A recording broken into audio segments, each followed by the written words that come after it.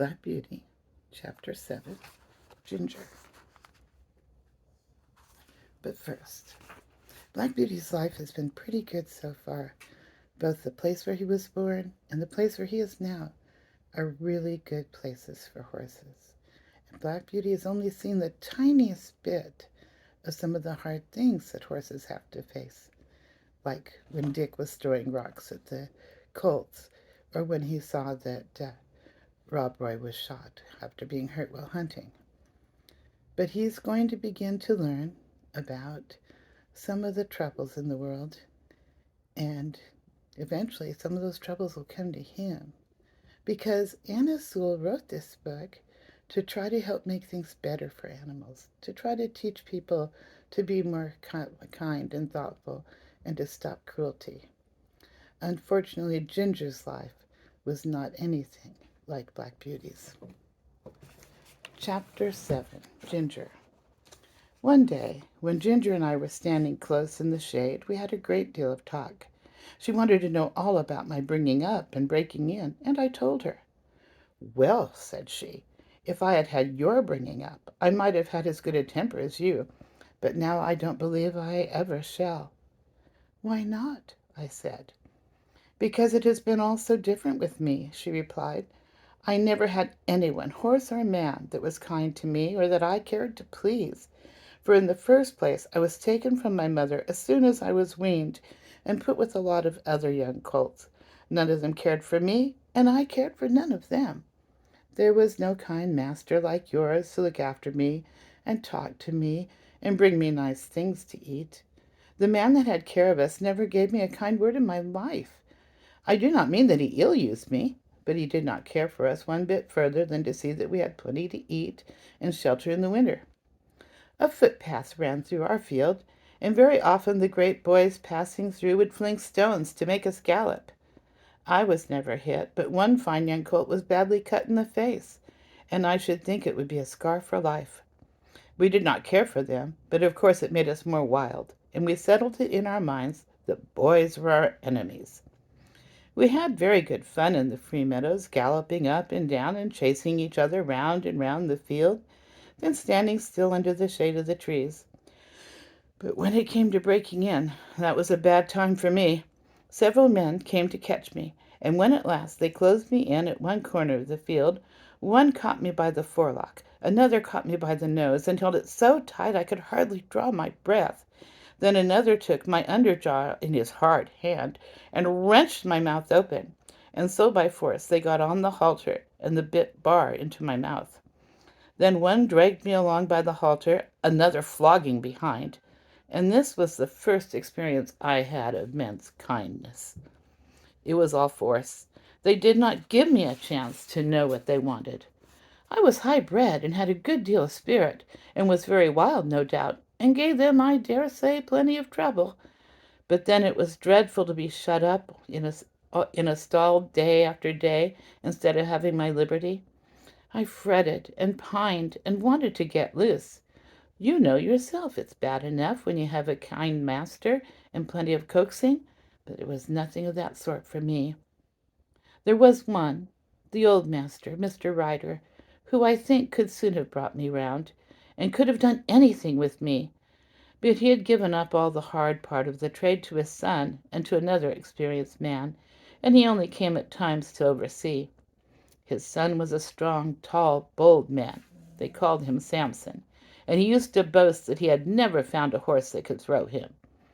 There was no gentleness in him as there was in his father, but only hardness, a hard voice, a hard eye, a hard hand, and I felt from the first that what he wanted was to wear all the spirit out of me and just make me into a quiet, humble, obedient piece of horseflesh.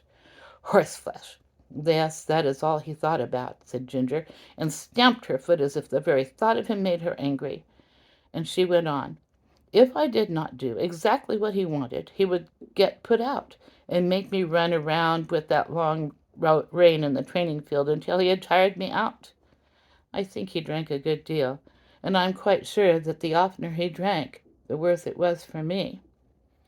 One day he had worked me very hard in every way he could, and when I lay down I was tired and miserable and angry. it all seemed so hard. The next morning he came for me early and ran me around again for a long time.